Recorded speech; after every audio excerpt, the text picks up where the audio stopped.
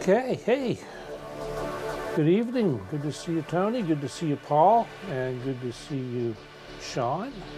Welcome all to the cray-cray that is my studio. So anyway, yeah, good evening. I kind of whiffed on the whole show this week because it's been kind of busy and crazy and whatnot, but do have a few things to talk about.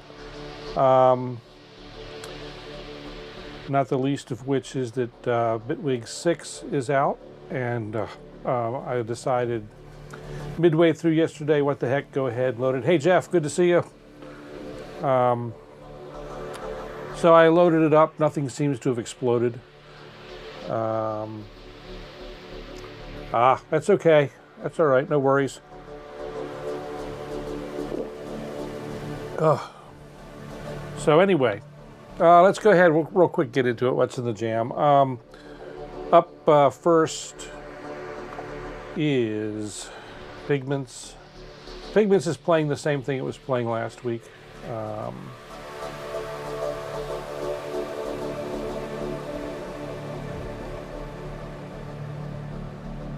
Yeah, Jeff, I've I haven't had much time to play with it, but it seems pretty stable. Seems like they got it right, at least so far. I was a little concerned, reading on the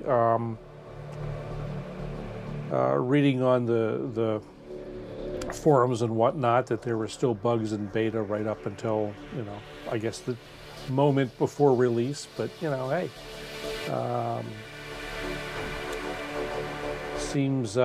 it seems pretty stable so far. So anyway, let's see. MIDI not working.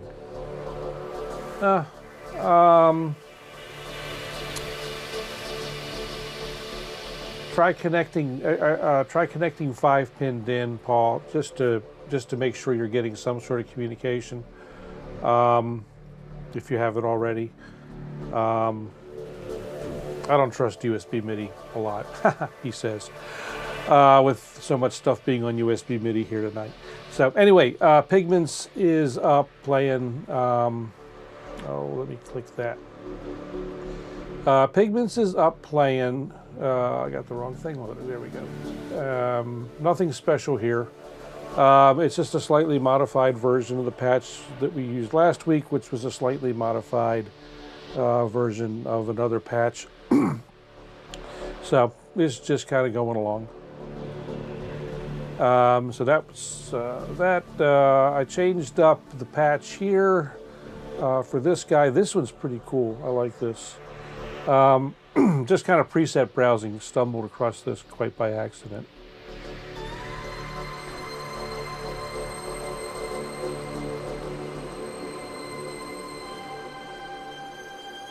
And apparently somewhere along the lines, I recorded some level of automation in the loop, so it kind of fights with the XYMIDIPad, but it does work.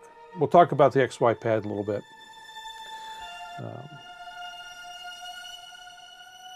But I got control more or less. You can see if you look at the two little knobs right in here, you see they kind of fight me a little bit, where the MIDI data that's in the sequence is trying to override what I'm doing with my fingers.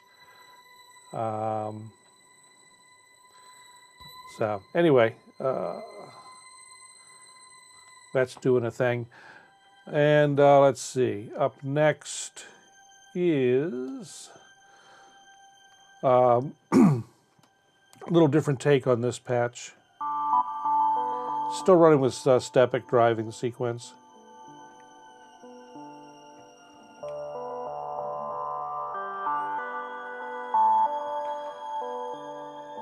So Stepic's doing this thing.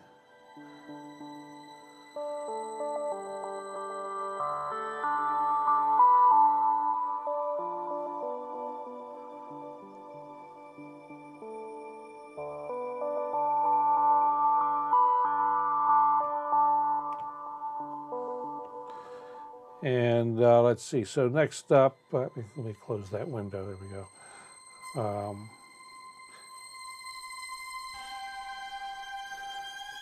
Why is Lotus still playing? Let's stop, oh, because I didn't stop it, that's why. Put that back in the background. And so let's see, that was Ultra. The Polyboot's providing bass lines tonight.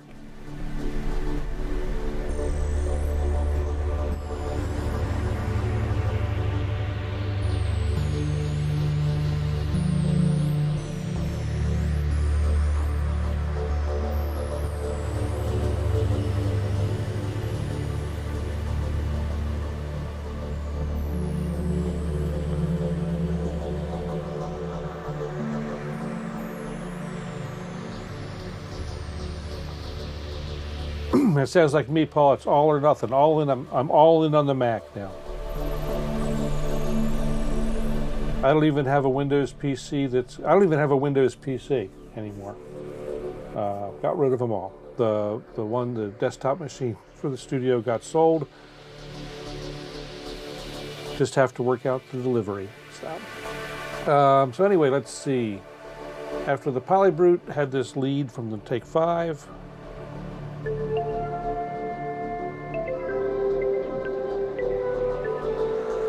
And that is running through this guy again.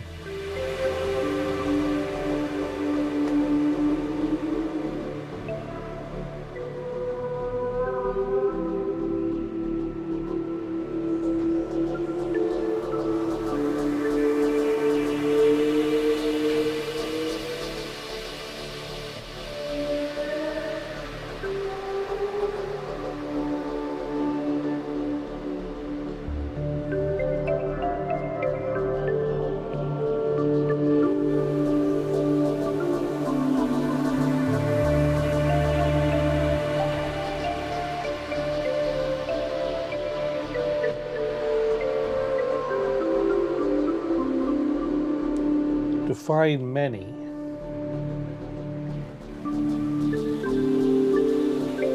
Oh.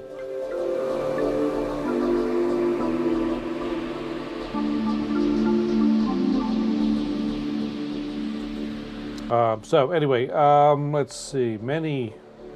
Yeah, I don't know how many it is for Paul at any given moment. He's got a lot of synths, Tony.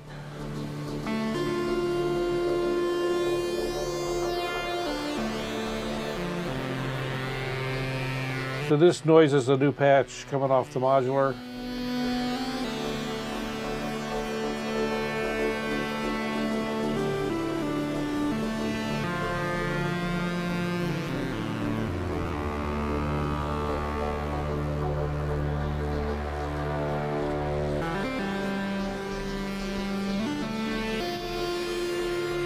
So in this patch,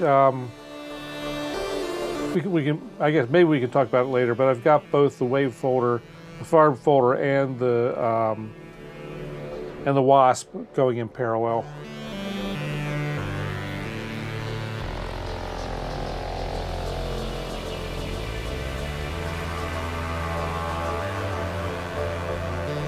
Yeah, we've talked about that 10 USB MIDI limit, and so the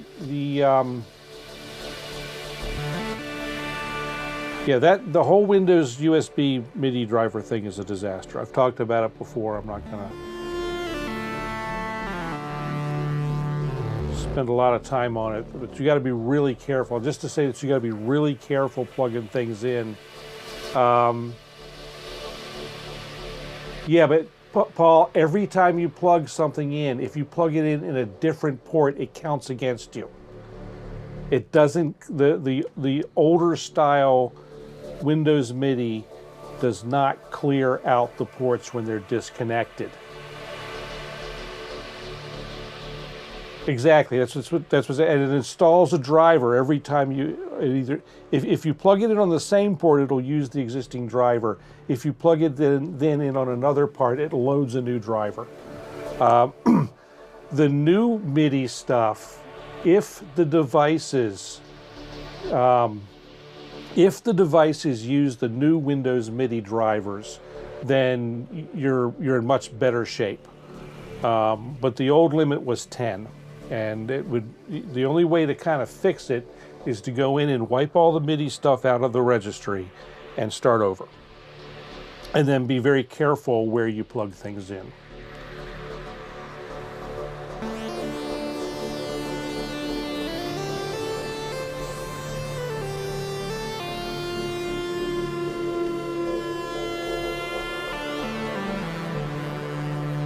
Yeah, the Korg drivers are the worst for that. And actually, you know, it was working with Korg. This problem goes back to Windows XP. And it was working with techs at Korg where I learned about exactly what's going on with all this.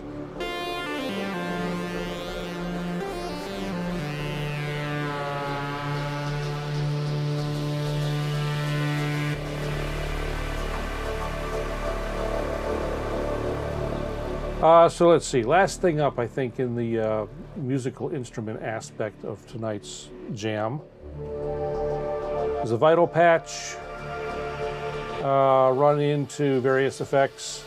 The patch itself from Vital is really simple. It's a saw into a filter, which I can control with the XYMIDIPad.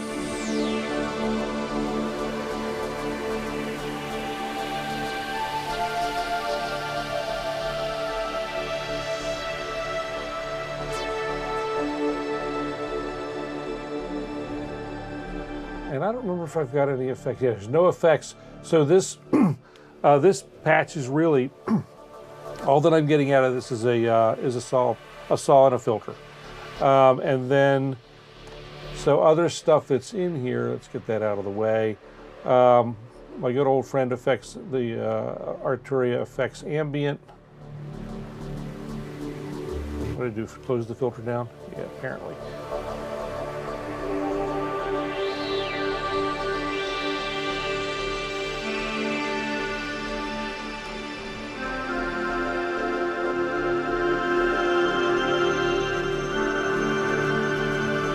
And actually, this track is still set up like it was last week, but I don't have it. The only effect I have turned on is this one, this Arturia one.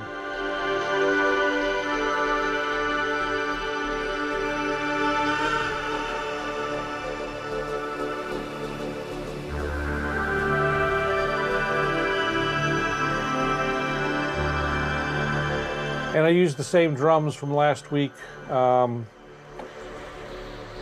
Just this guy in this contact instrument doing, let's see, this thing.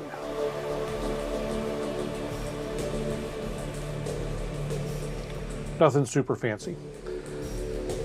So anyway, that is what's in the jam tonight. And so, yeah.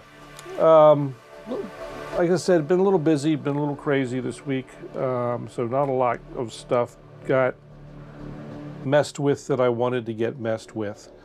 And I'm sorry about that, guys, but that's kind of the way it goes sometimes.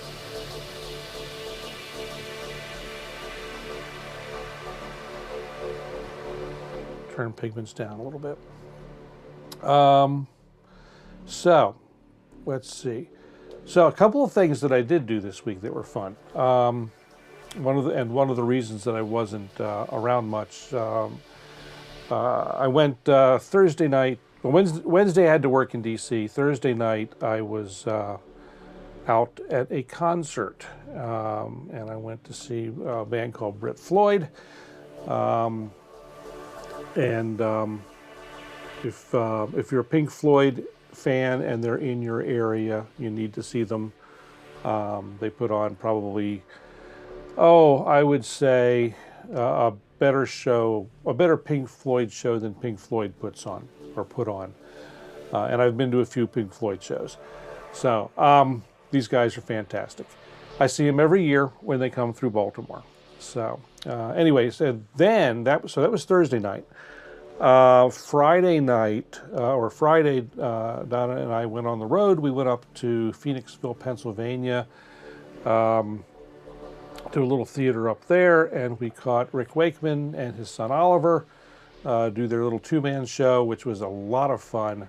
I didn't know what to expect going in, but it was definitely a good time. Definitely worth the fun, or worth the time and the time up. We went up Friday afternoon and did dinner and the show, stayed over, and then worked our way back home on Saturday. So that's all most of the news from Lake Wobegon. So as far as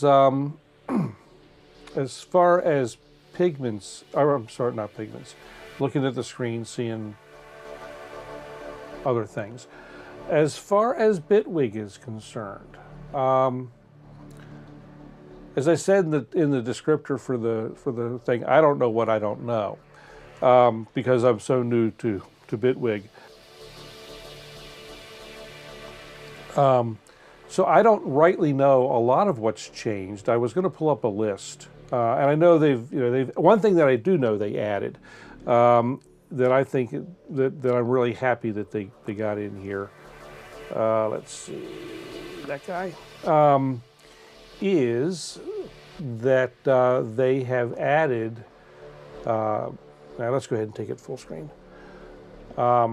They have added scale aware, scaling key awareness. So you can set a, let's see, drop that down. You can set your key, you can set what scale you want to be in. And they got a bunch of them here, and supposedly there's a way to define your own. I'm not going to get into that at this point. But then certain of, as with Ableton, certain of the devices then become scale aware, and which is nice. I don't think I have anything that's scale aware loaded in this, because I haven't had time to play with it yet. But that's something that I was looking for. They moved a few things around. They added a bunch of stuff in MIDI sequencing that I haven't even found yet, but all kinds of stuff in here. So, and it seems stable. Like I said, that was my concern. Of course, I'm not pushing anything very hard at this point. I've just got a few tracks. They're bussed up and go out to the in various directions. It does look like my mic is a little hot tonight, though. So let's bring that down. I am peaking the meters. So anyway, yeah, I didn't really have a lot. I did not. I had two things that I wanted to talk about. And they're in the show notes, and I completely whiffed on preparing for them. So we'll get to those next week. They're based on a couple of comments that that were made during the show last week. I think it was Paul wanted me to put a whammy bar on the keyboard. So what I am going to do, though, let's see if I've got a good shot of this. I'm not sure how good the shot's going to be. What I want to do is go ahead and we'll talk about the XYMIDIPad. Now let me tilt down a little bit. I'll take you guys on a short ride here. Push the buttons. Let's see. I can't see the buttons because the laptop's in the way. To cam. Now I should be able to tilt down. There we go. So I guess I told folks that I had ordered the XYMIDIPad kit, and it came in last week before we went away. So I have not yet. I finally today had a chance to kind of set it up. So you can see it's kind of Frankensteined onto a 2x4.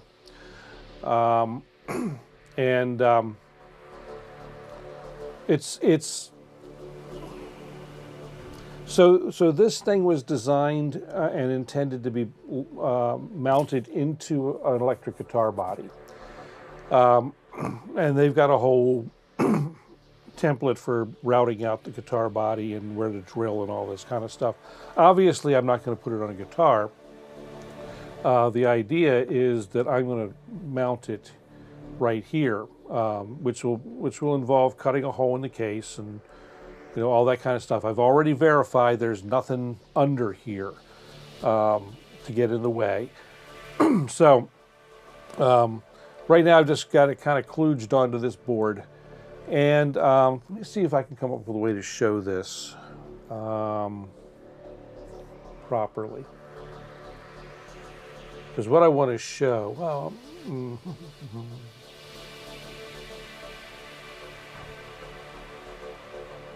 all right, I'm going to put some things that's going to move the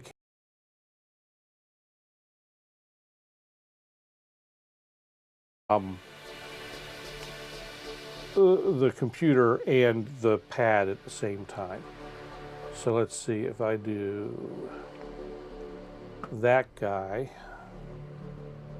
It's going to do that, and it's going to load the thing up, and I'm going to, in the meantime, I'll start moving the camera back around. There we go. So let's see here.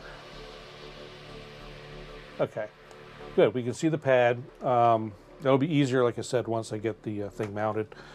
Let's see. Let's go to something where I've got this set up. This would be this vital patch, and we'll get that out of the way. Here, grab this. Yeah.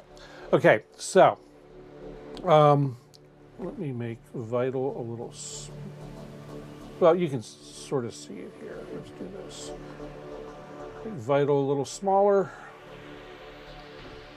All right, so the XYMIDIPad is controlling these two knobs, which in turn are mapped to control filter frequency on X and the resonance on Y.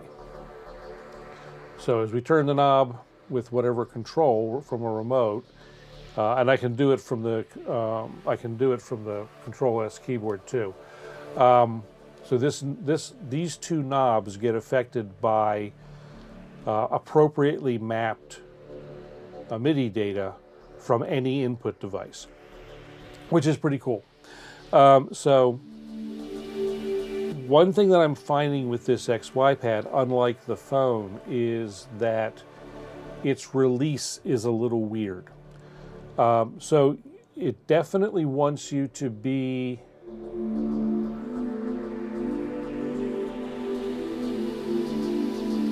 clear out that MIDI mess, and you're in good shape. Just be very careful, Paul, when you're adding things back in, where you add them, so that that you keep track of where you add things. So anyway, if I hit the pad, you can see that I'm moving the knobs.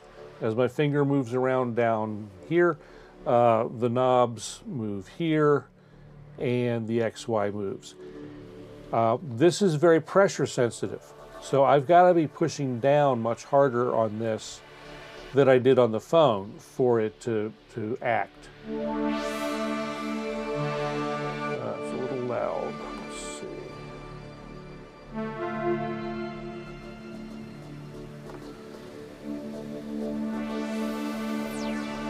But it works really well. It's nice and smooth, which the phone was not.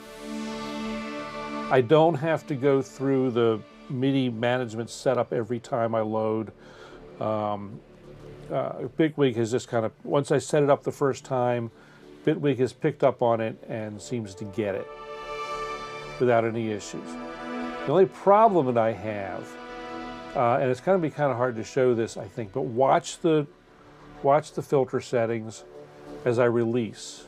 If I release slowly, it changes the settings. So Tony, it has been fixed by Microsoft, but they, for whatever reason, could not fix it in the Windows MIDI mess that has been going on up until October of the year before last. And the deal is that they needed to they couldn't fix it in Windows 10 and previous for whatever reason until then, until they started working on the MIDI 2.0 stuff, and in that they figured out how to fix the MIDI 1's stuff, and so Windows 11 fixes it, so Windows 11, shoot, I shouldn't have done that. Windows 11 fixes it for devices that have their MIDI drivers written for Windows 11. Legacy drivers will still revert to the old driver stack and will still have the 10 device limit. But when you get into drivers that are written for Windows 11, there's I think the limit is 100 devices, and they are actually properly releasing a USB port when you, or a USB MIDI slot when you disconnect something. The problem is that, you know, Behringer and Korg and a plethora of other, you know, manufacturers have not rewritten their MIDI drivers, their USB MIDI drivers. So older devices, older instruments are still stuck with that problem. Yeah, exactly. It was one of the reasons that I finally got angry enough to switch to Mac. So anyway, I changed that. I changed shots, and it was going to reload the camera when I move it again. So I'll have to move the camera back to continue talking about this thing. Okay, let me move the camera back over there.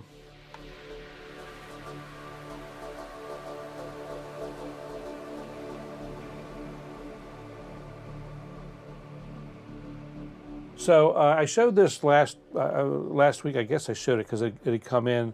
So we've got some little module here that's hard to see because it's dark down there, and there's a plethora of wires, cables. There's an encoder that you use for initial setup, and then also to you can have it send program change. But the only things I'm interested in are the XY data and the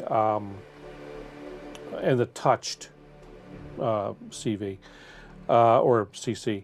The deal though is, like I said, if I'm moving around and I just kind of like get off of it, you see it kind of gets kind of glitchy and weird. So if I'm playing and I'm not, you know, not pushing down hard, it does that, which can be cool. And I'll probably learn how to play that, you know. But the trick is, if I get it where I want it and I want it to stay there, I got to do a really fast release. You know, I really got to pull off quick, and then it'll stay.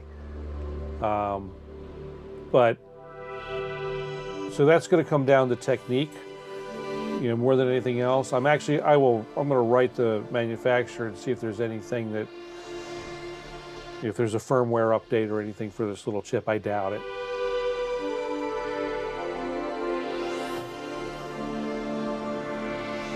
But the operation is much, you know, the rest of the operation, as long as I'm applying the pressure that it wants, the rest of the operation is very smooth.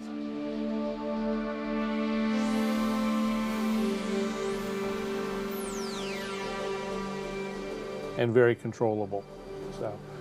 So anyway, hopefully in the next, well, I probably won't get to getting it installed in the keyboard this week, I don't think, because I have some other stuff I have to do. I have to go out of town again for a couple of days, so we'll see. And I got to be in DC on Wednesday again. So, but you know, hey, I also have to get up the nerve to, you know, cut a big hole in the case here.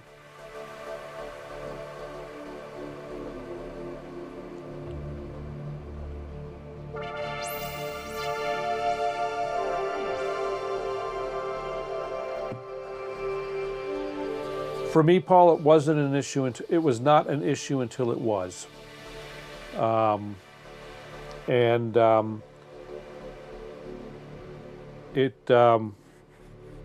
went back and forth with Korg, and I finally got when I had the problem with it. I actually got a Korg tech on the phone, we went back and forth, and he was sending me stuff in, you know, emails and but back and forth on the phone, and he finally said, you know, I think I know what your problem is, and because in my case it just I had bought yet another Korg instrument and plugged it in, and it recognized it once, and then I made some other changes, and it got, for whatever reason, got kicked out and wouldn't go back in. And I plugged something else in, and it wouldn't see that at all, and it was so I thought it was the instrument screwing something up, but it was actually the driver, the Korg driver had filled up all of the slots, in all the USB MIDI slots, so that was the frustration point. But anyway, excuse me.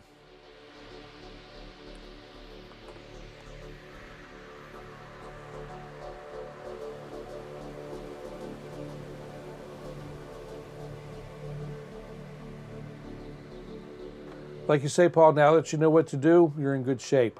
I don't know if and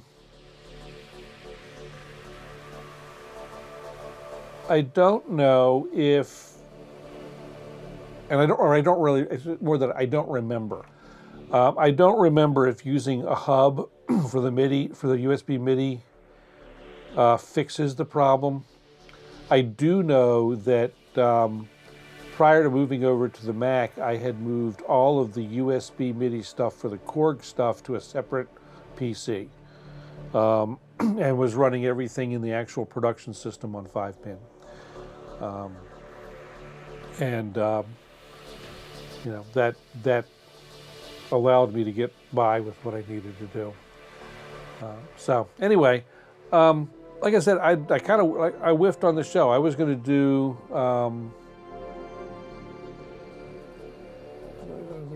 MIDI. Yeah, so well, with Mac OS, you know, Mac OS has never had this problem. As long as they've had USB, they've been able to handle, you know, as many MIDI devices as you want, I think. Just plug them in and it figures it out as kind of as goofy as it can be. You know, they've always had a tool for it. That's fine. Of course it was lost. I turned it off. You know, and so it's, you know, the only patching that I had to do in this to set up. Yeah, MIDI's low enough bandwidth unless you're trying to do MPE over USB. That's the only time I think you might run into an issue, because, you know, but I don't know. I've not tried it. You know, so anyway, this guy, the XYMIDIPad, plugs in using 5-pin. I was going to try and run it through one of the MIDI ports on the Control S, and I'll probably go back to trying that. But today was I waited too late to get into it. Couldn't get it to work, so I've got it patched basically to a DIN on the Mio XL, and when I did that, Bitwig picked it up instantly. It just, you know, found it even by its name, which I was pretty impressed with. So it just popped it up, and it shows up. Let's get this out of the way. shows up there knows that it's got its XY ports to deal with. And it just picked it up as automatically as it did with the phone once I figured out how that was supposed to work. I have not tried it with Ableton Live yet.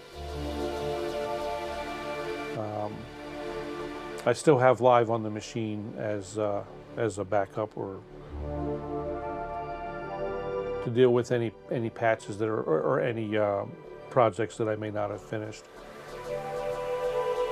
There's part of me is deciding, am I going to bother? You know, it's one of those kind of deals. So anyway, yeah, that's. Like I said, I whiffed on the week, and I'm sorry. It just got crazy, but so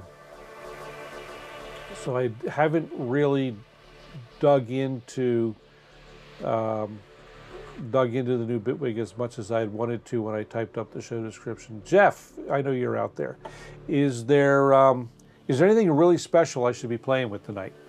Because I was going to kind of start poking and prodding around, and even today just got crazy, so I didn't get into anything. But let's see. Here. What track am I on? I'm on this vital track. Let's get rid of some of the stuff we're not using. Get rid of that. That. You can leave that on there. Let's see. Well, I know one thing we could do. Let's see.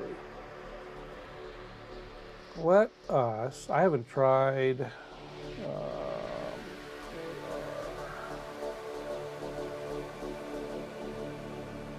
so I think the arpeggiator was supposed to be scale aware, but yep, I can turn that on.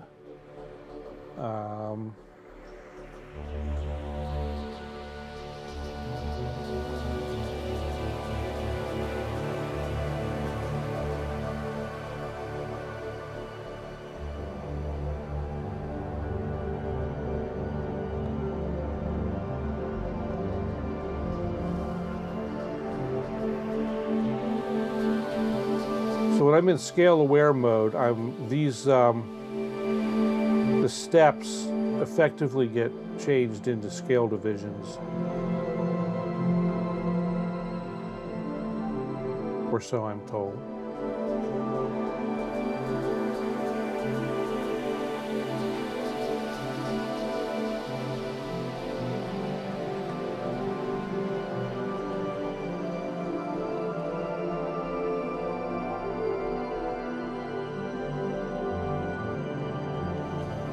Let's make oh, am I doing this? Okay, I'm on a vital track. Okay, so, okay. I'm going to turn pigments down a little bit. Let's go into vital itself and make this a little better patch for arpeggiator. Bypass that guy.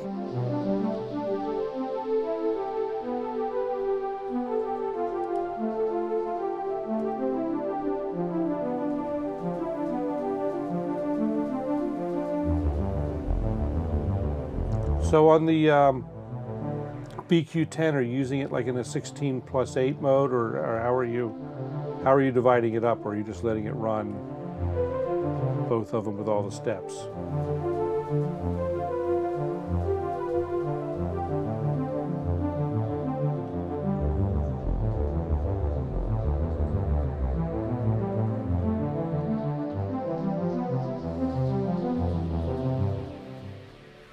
So let's see, I'm looking at this and kind of sort of comparing it. It's obviously not a stepic replacement, but let's see if I do that.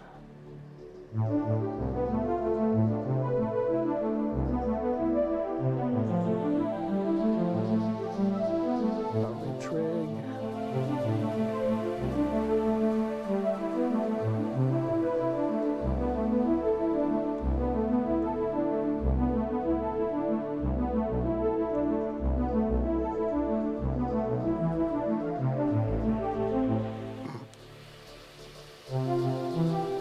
I'm looking for. Let's see. Okay. Oh, all these things. Okay, cool. It's got a lot of different patterns. That's nice. I guess those apply mostly if I just do this guy. Reset all those. Oh, then I'm playing.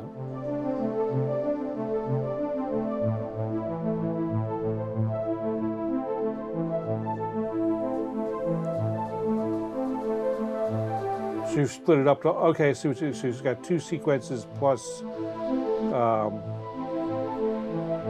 plus control changes. Cool.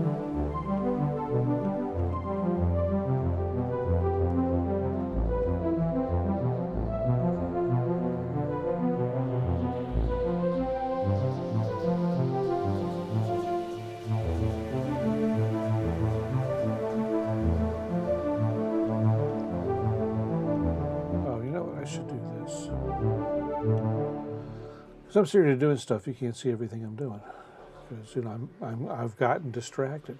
Let's move the camera back. And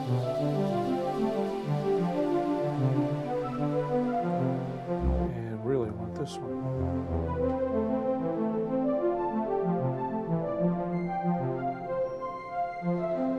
That's interesting. Okay, so I hit the XYMIDIPad, and it's changing the pattern and the number of octaves.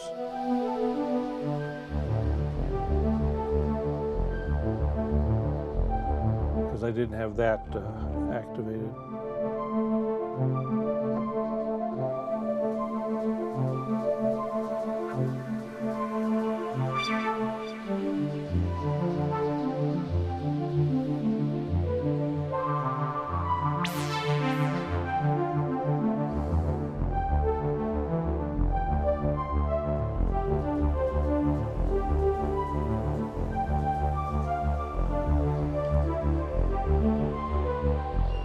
Yeah, following the Pro 800 up with the MS-70 is definitely a nice,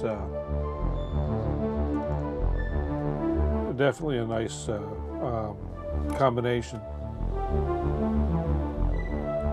And you're using the Korg for the filter? Is that the idea? Or the KSM Mark II for the filter? Oh no, that's the key step. Never mind. Never mind.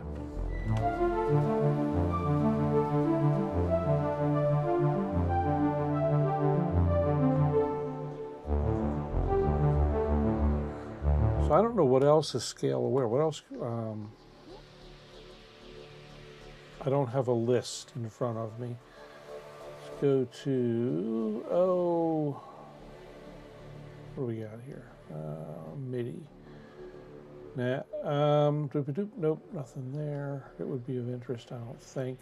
Like I say, looking for things that might be, for categories that might have scale aware stuff to play with in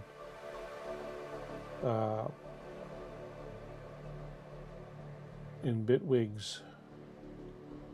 Let's see, that's going to be effects. This should be the note effects. Let's grab them all. Ooh, I wonder what the harmonize will do. So harmonize is not yet scale aware. Okay.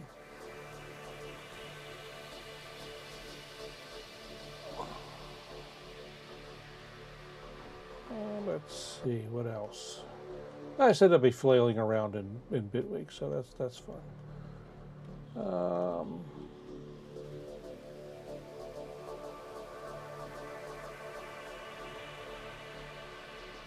Obviously the quantizer will be, or should be, I would think.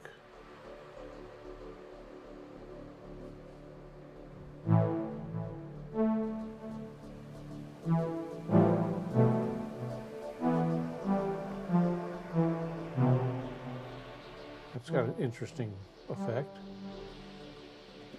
I think that's time quantization, not pitch quantization. Let's see.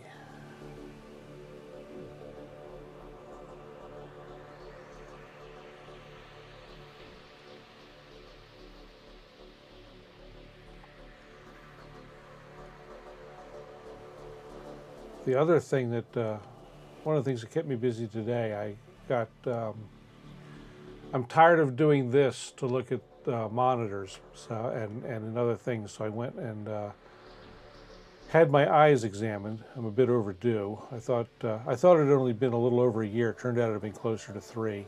So the ophthalmologist gave me some what for about it.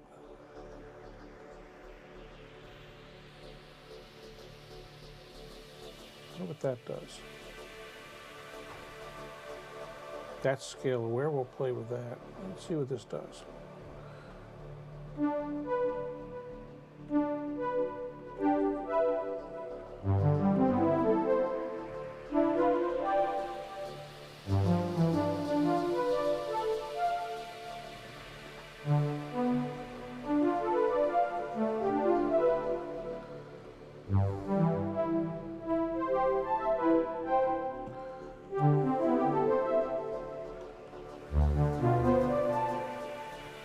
Interesting.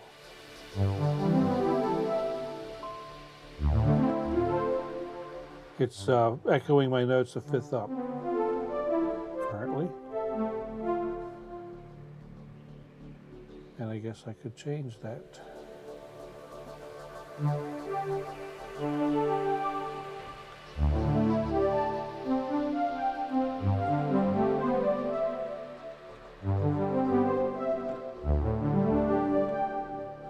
And it sounds like it's keeping everything in key. Nice.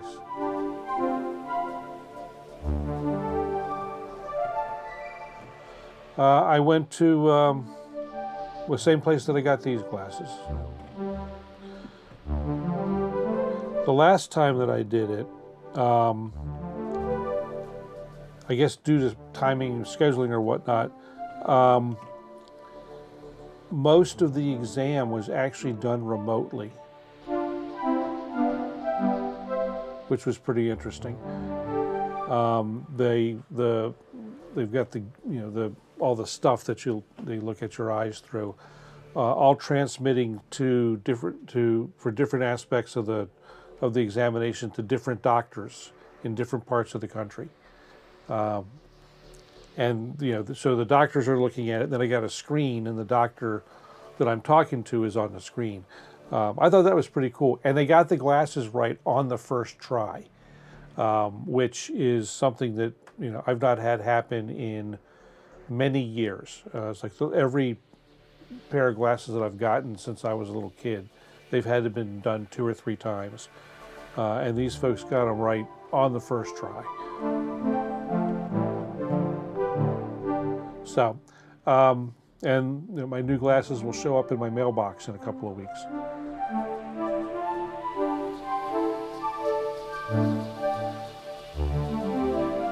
So I wonder if this thing has a, let's see, it has a, what does this do? Oh, okay.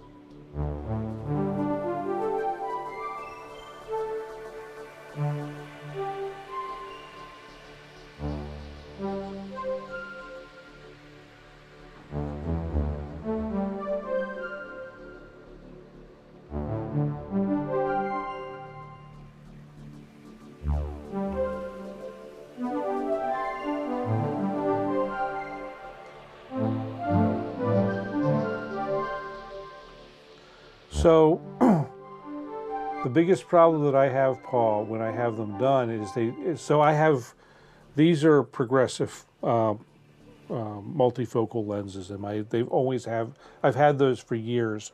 Probably I've had some sort of progressive lens as long as they've had progressive lenses, basically. And they invariably get the cut point wrong, where it starts to make the transition from the distance vision to the near vision. And so I had kind of sort of known or learned where to tell them, okay, you need to change this because your measurement system is going to muck it up. And invariably, they'd say, oh no, this is always, yeah, okay. So I get the new glasses, they'd be wrong, and they'd have to do them again, and they'd adjust them, and they'd always end up being adjusted to, by the time they were right, to they would, when they finally put it where I said to put it, they'd be correct, and so, I went to the place, this place, the first time a couple of 3 years ago, it turns out, and I said, this is a problem that I have. And I said, and I also know the way I use my eyes and my glasses, we're going to need to move this a little bit. And she said, oh yeah, I understand, that happens all the time. Let me measure for what you want to do. She measured for what I wanted to do. The glasses came in and they were spot on. The fun thing was today I had the same, the first person who saw me before was an ophthalmologist. I saw the same ophthalmologist today, and the woman who did the marking and measuring was the same woman who did it before, and she remembered. And I was like, so I haven't seen her in almost 3 years, and they remembered what was going on.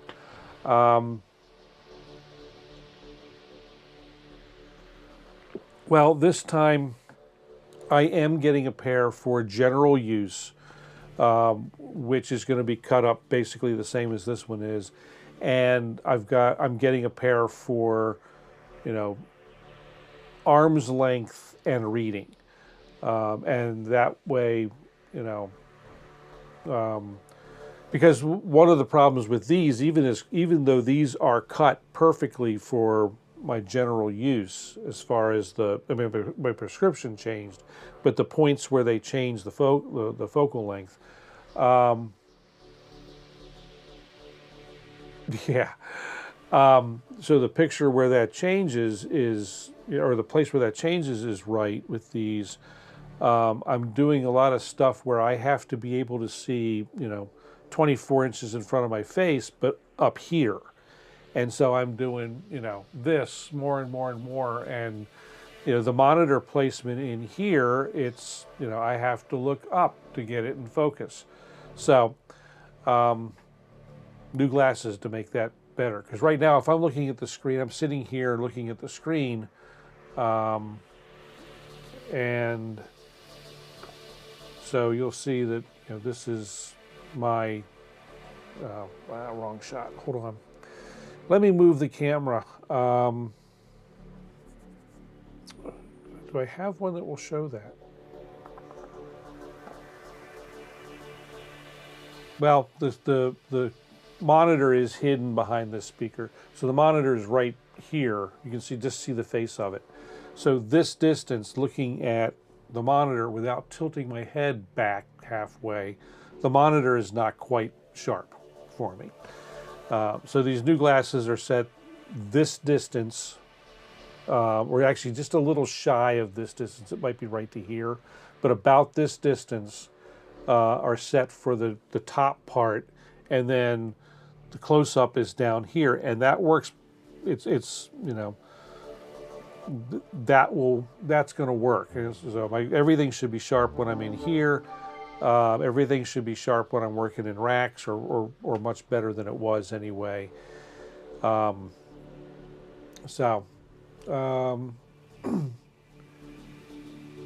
Yeah, it's, I've only got small studio, you know.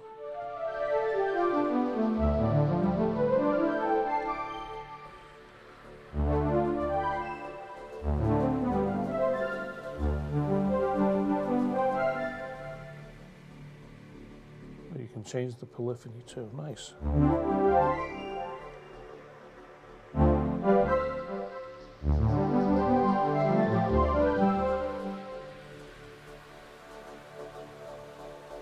Very interesting.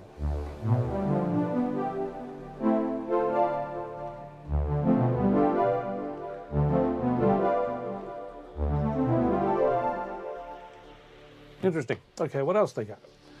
What else have they got in here? Let's see. Delete that one.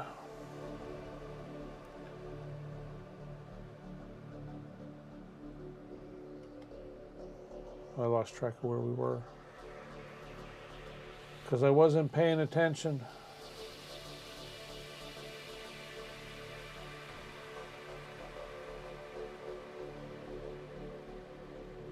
Well, and I like a dim studio like this. I mean, it's fairly dim. It looks bright because of the way I got the camera set up, but it's actually fairly dim in here.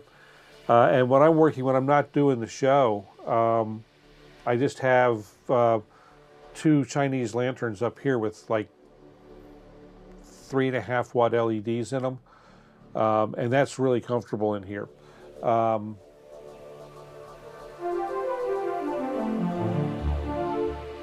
And there's enough, I mean, with everything, with all the gear being, or most all the gear being lighted, it's good enough for me to see. I do have spotlights on specific things that I can turn on and off too. Like the modular's got its own spotlight. And I've got an app for that works some of the time. So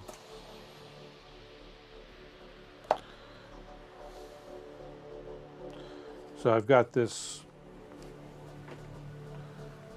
stupid app that the camera's not going to see real well. Yeah, it's series confused. Oops, come back.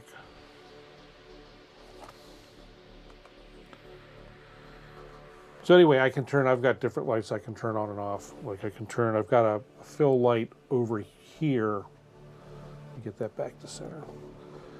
So I've got a fill light up over here to fill in this side of my face a little bit. So if I, tap it off, it gets dark and I can, whatever things I want to light.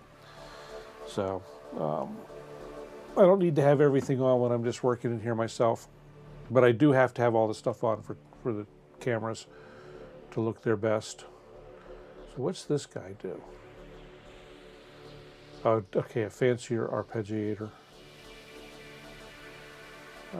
Bag of articulations. Okay. Just looking at something else to play with scale awareness. I don't quite have all of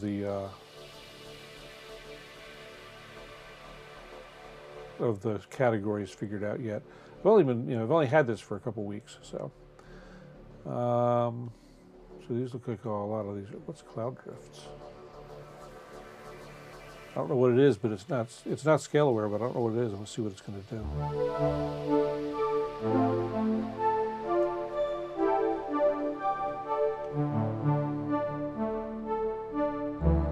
Oh wow, this is a whole stack of okay, so the innards can be made scale aware. Cool.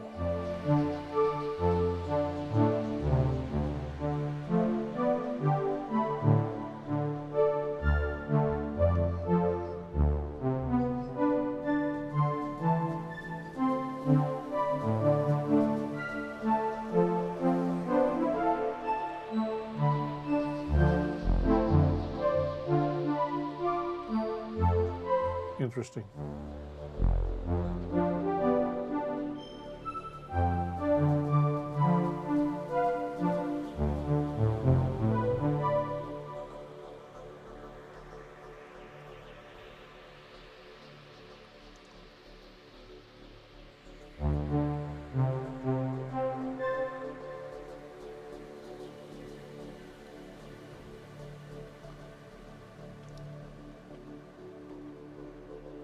See, fifth bend we played with, I think. Or did we? What's fifth bend?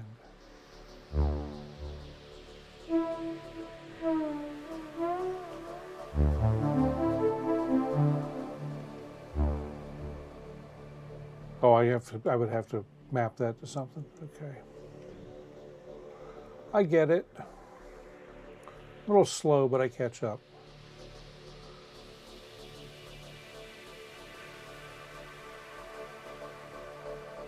It's going to take me the rest of my life to learn all this stuff, you know? Which is fun. It's great.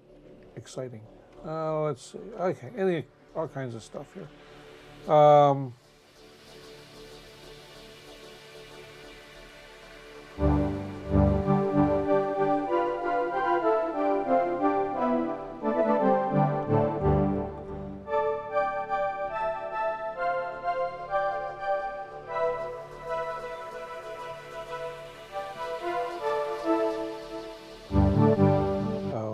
Sorry, guys.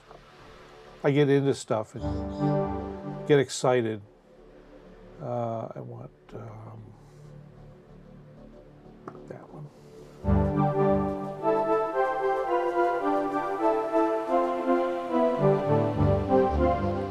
So this is making minor ninth chords from everything that I play, and I'm in D Dorian, so that's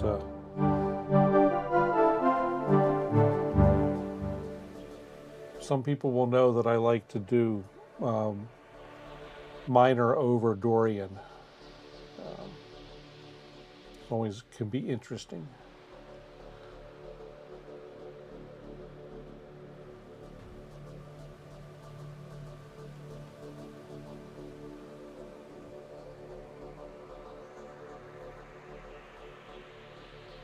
Okay, this isn't scale aware, but this looks like a thing.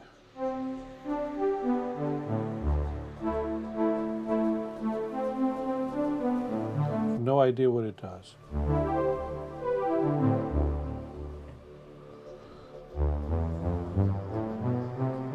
Oh, I see what it is. This is a...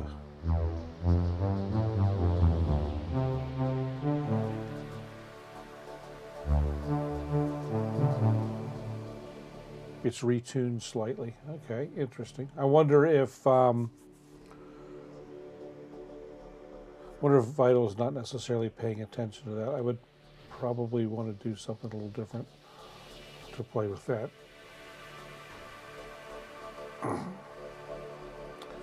Build something in the grid that basically the oscillators would take whatever they get, as opposed to expecting notes. The grid is really cool. I talked about it a little bit last week. Definitely an interesting thing.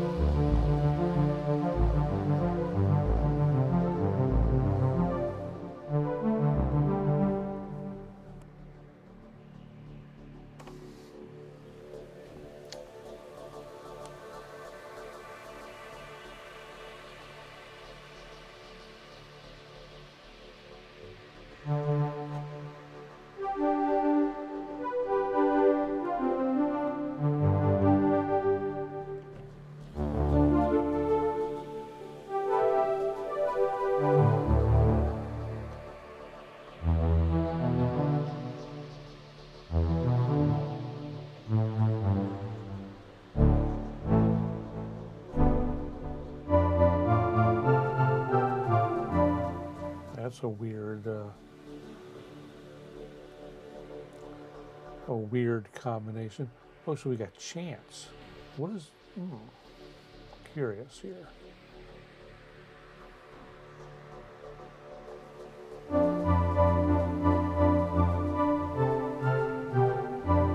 Interesting. All right. Well, anyway, it's getting up towards the end of the allotted time for this evening. I'm going to get off in the next 10 minutes or so. I will try. There's a couple of things I wanted to talk about or show. So, Paul, was it you that was commenting that I needed to put a whammy bar on this, or was it Mixmaster? Put a whammy bar on my keyboard.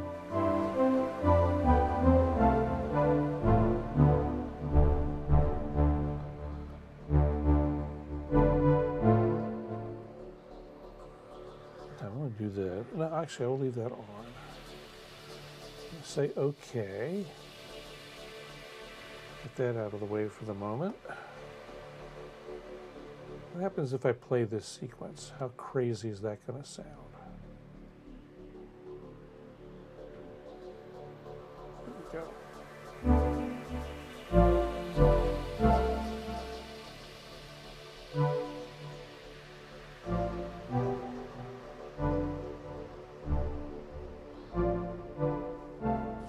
In and monkey with the patch a little bit. Actually, we'll turn that back on.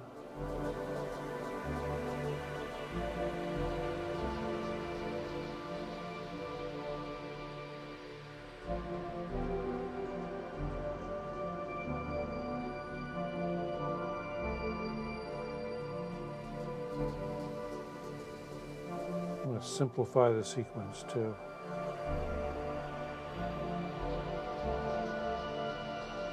Apparently there was a version of a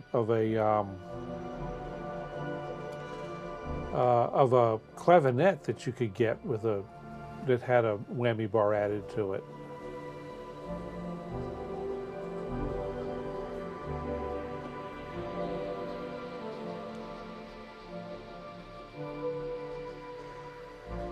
Marine throttle and transmission.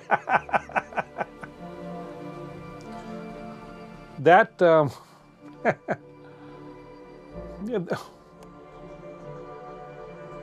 that could be interesting.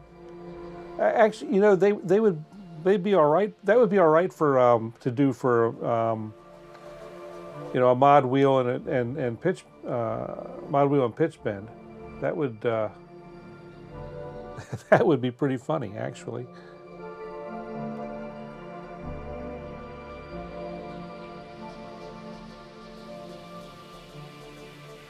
Turn this up just a little bit. And I want to go in and I want to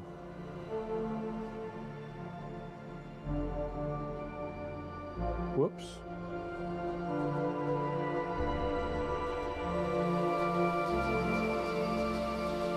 And let's go into here and give myself a little less wet.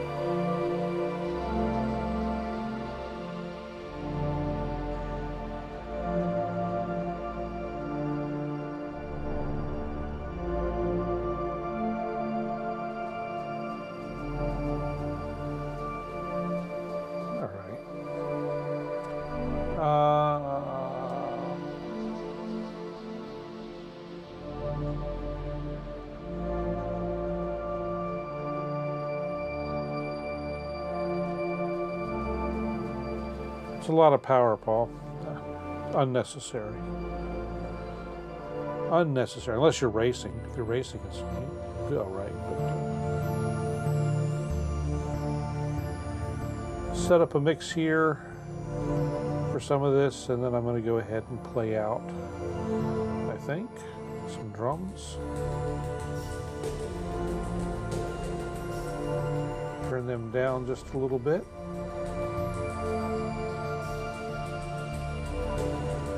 What do I have for filtering going on the drum bus? Because that sounds a bit much.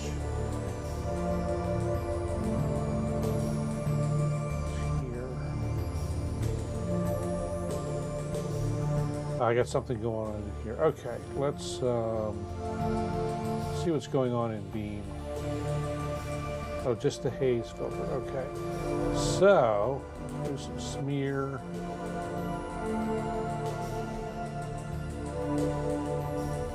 And I think I'm going to drop a filter in there of some sort before we hit haze. So let's see.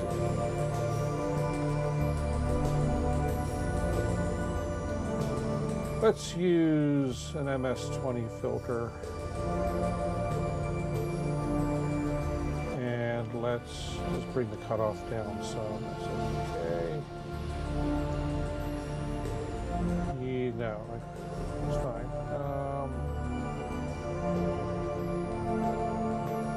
Bring the volume up.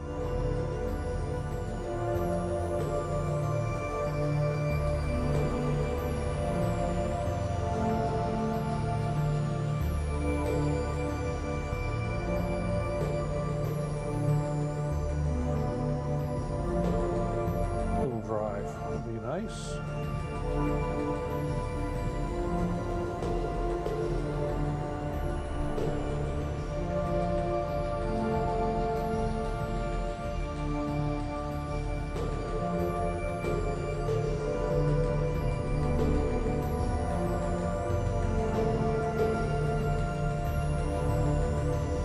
Sounds good. Back it off just a touch.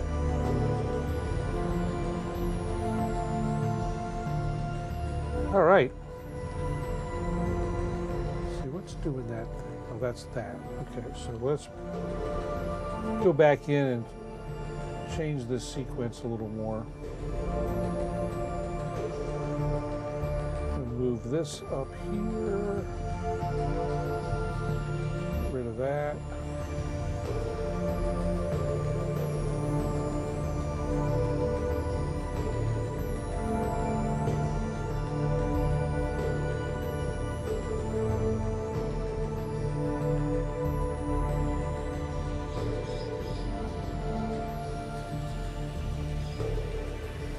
Back in and make it a little more patty. Open the master filter up a little bit. Not that much.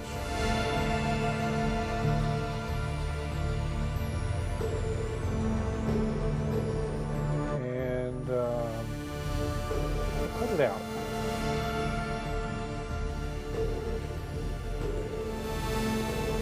What the heck is driving that up all the way?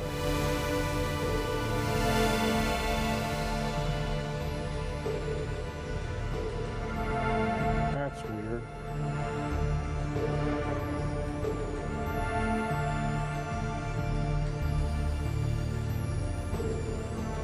Oh, that's right. I think I've got automation on this, a little bit of automation on this track. All right, leave that there.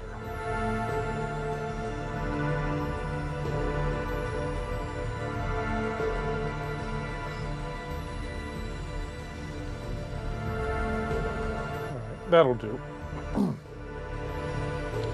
All right, let's go ahead and pick a lead, do the modular.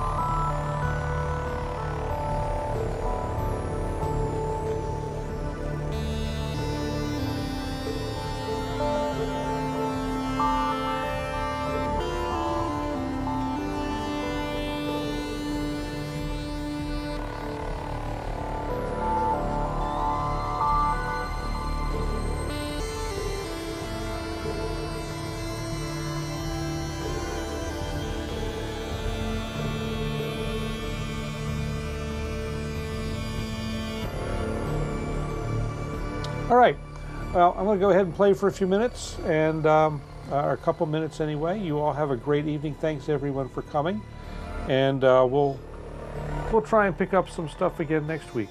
Although next week's going to be a crazy last half of the week, so we'll see what we get to. But one way or another, I'll see you guys next Monday. You all have a great one. Thanks for coming. Check you all later.